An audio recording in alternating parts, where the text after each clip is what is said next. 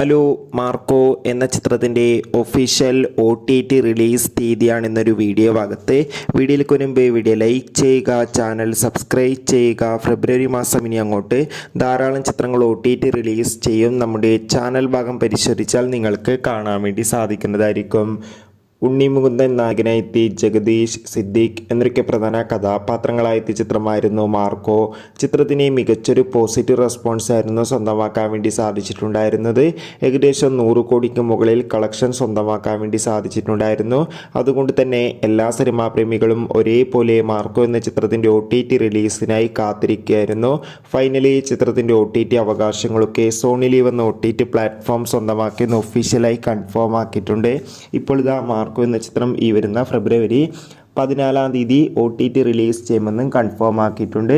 എന്തായാലും ചിത്രത്തിൻ്റെ OTT റിലീസിനായി നമുക്ക് കാത്തിരിക്കാം. മാർക്കോ എന്ന ചിത്രം കണ്ടവരുടെ അഭിപ്രായം തീർച്ചയായും കമൻറ്റ് ബോക്സിൽ രേഖപ്പെടുത്തുക.